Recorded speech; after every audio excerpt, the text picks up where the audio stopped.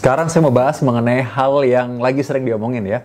Mengenai kaki membengkak dan kaki yang membusuk sampai hitam pada pasien-pasien COVID-19.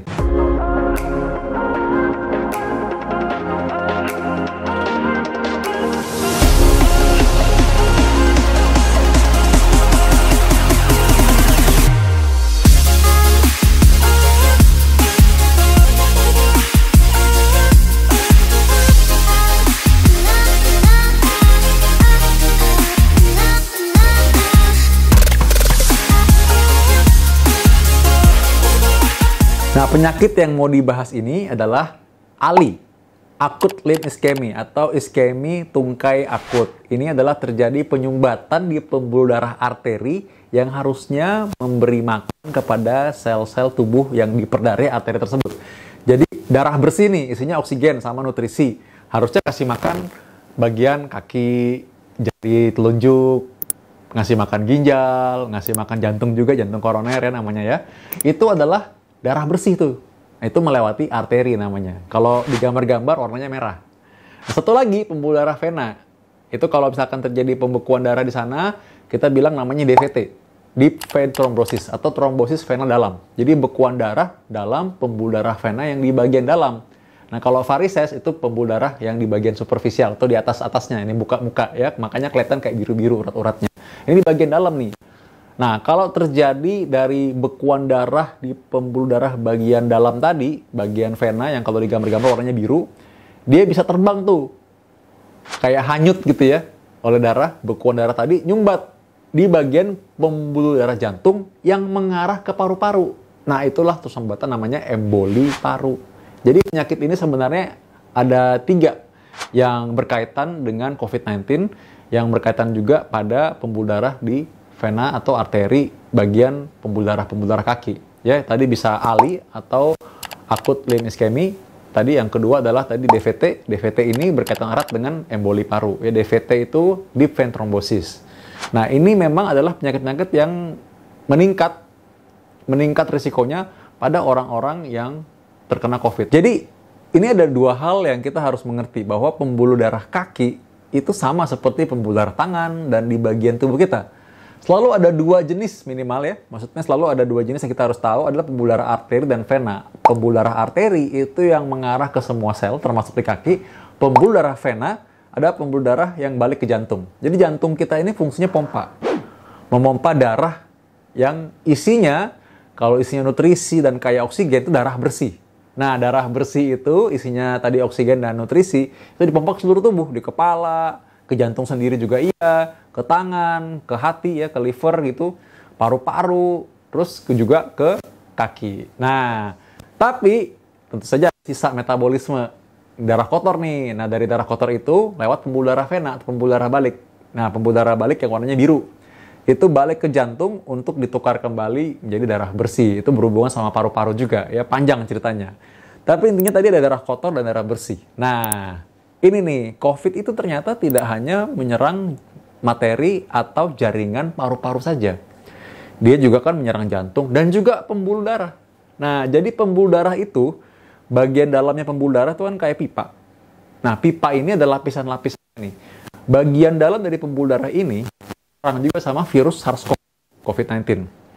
Jadi dia membuat luka di sana, peradangan, sehingga mudah terjadi pembuluhan darah. Pembuluh darah di arteri ini kalau dia misalkan terjadi kerusakan, maka peradangan ini menyebabkan pembekuan darah. Kalau pembekuan darah terjadi, dia akan menyebabkan bekuan darah bisa menyumbat di pembuluh darah yang harusnya memberi makan sel-sel darah, sel-sel di kaki. Jadi darah-darah yang harusnya datang ke kaki nggak bisa lewat karena terhalang oleh bekuan darah tersebut. Akhirnya itu pembuluh darah kaki tersumbat tersebut, akhirnya bagian ujungnya itu awalnya rasanya mungkin kayak kram-kram ya, atau rasa mati rasa, atau rasanya mungkin rasa sedikit ditowel nggak bisa gitu kan, rasanya kayak kok nggak ada rasa sama sekali ya, digerakin nggak bisa, pucat, membiru, lama-lama menghitam. Nah, inilah yang menjadi ancaman amputasi.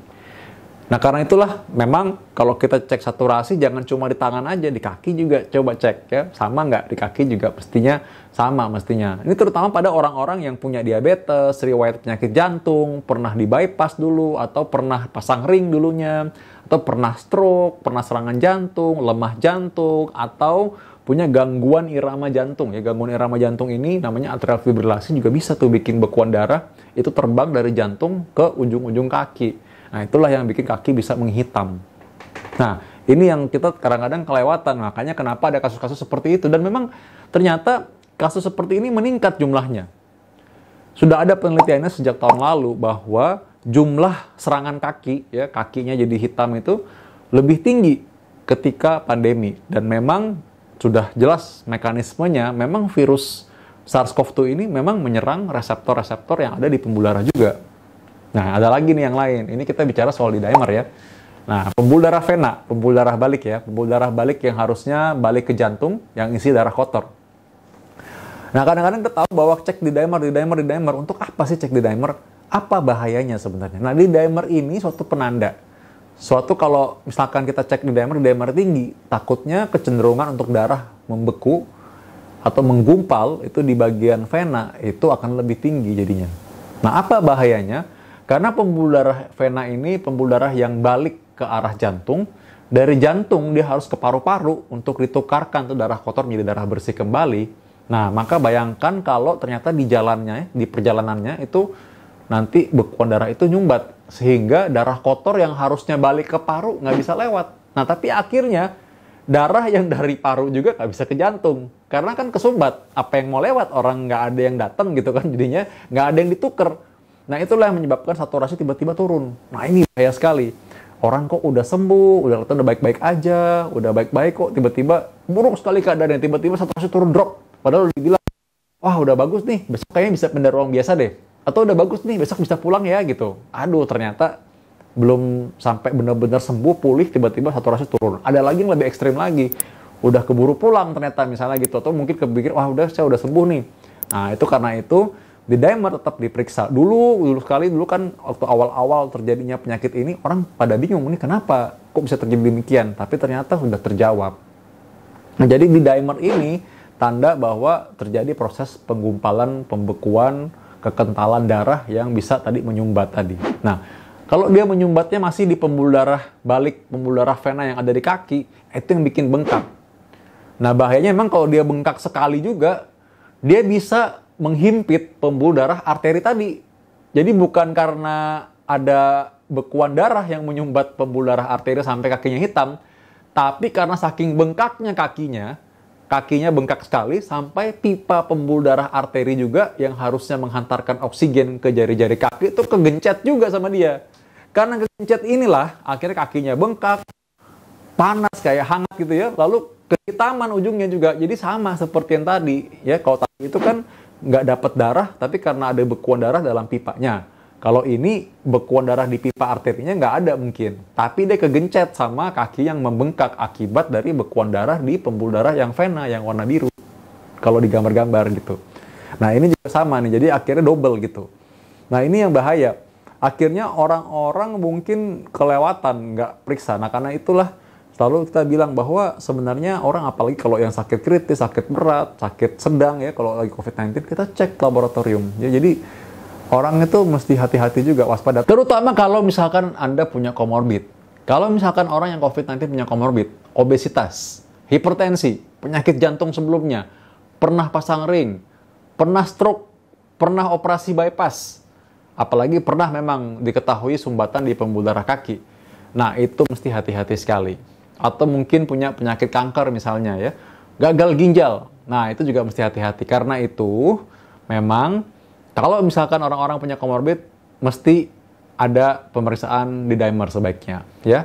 Dan juga kalau pasang saturasi dipasang bukan cuma di ujung jari. Coba cek sekali-sekali, kan nggak ada ruginya kan, taruh di kaki juga, cek ujung jari kaki. Apalagi kalau kaki mulai kerasa dingin, kaki mulai ngerasa kaku, susah digerakin, apalagi mulai ngerasa suka kesemutan, kram-kram. Nah, itu coba cek ya. Ujung jari kakinya, masing-masing saturasinya masih sama nggak tuh? Masih bagus nggak ya? Itu kadang-kadang orang kelewatan gitu, karena nggak lihat kaki. Apalagi kalau kaki diselimutin terus, nggak pernah dibuka tuh selimut. Padahal kakinya udah pucet di sana ternyata, udah kurang oksigen, atau udah bengkak. Nah, itu caranya. Lalu berikutnya adalah, bagaimana caranya? Jangan terlalu rebahan terus. Sepanjang Anda masih mampu, Anda bisa gerak badan. Ya, kita nggak suruh Anda olahraga. Beda ya, justru orang COVID itu nggak boleh olahraga loh. Nah, hati-hati nih. Orang COVID itu nggak boleh olahraga ketika lagi sakit. Ketika Anda sedang sakit, Anda harus istirahat. Olahraga itu beda sama gerak badan. Kenapa? Karena ketika Anda olahraga, energi yang harusnya dipakai untuk penyembuhan, Anda ambil untuk olahraga. Kenapa rasanya Anda segar sesaat ketika olahraga? Karena adrenalin Anda muncul. Sehingga tubuh Anda dalam kondisi mempersiapkan diri. Ya wajar aja contoh nih ya. Kalau misalkan Anda lagi sakit dikejar anjing, Anda semalas-malasnya pasti lari lah ya. Ya kan? Pasti seger sesaat gitu. Setelah itu ya lemes lagi pasti ya. Jadi karena itu, jangan tertipu oleh perasaan sementara tersebut. Anda merasa segar sementara, bukan berarti Anda sudah sembuh. Anda masih sakit. Sama seperti orang yang flu lainnya. Gue kalau lagi flu, gue paksain lo lari. Gue segar abis itu. Tersumbat hidungnya hilang. Ya memang tersumbat hidungnya rasa hilang tersumbatnya sesaat. Karena apa? Ya karena tadi itu pembuluh darah kita mengkuncup ya. Jadi dia mengurangi rasa tersumbat di dalam hidung kita. Tapi apakah Anda sudah sembuh? Belum. Anda masih sakit. Cuma rasanya segar sesaat gitu ya. Anda harus gerak badan, tapi gerak badan bukan olahraga. Gerak badan apa sih yang paling enteng? Kalau Anda sedang sakit, jalan-jalan sekitar rumah itu namanya gerak badan ya. Kalau di sekitar tempat tidur Anda senam-senam ringan, itu masih dalam level gerak badan, itu bukan olahraga. Jadi gerak badan seperti itu masih oke-oke aja.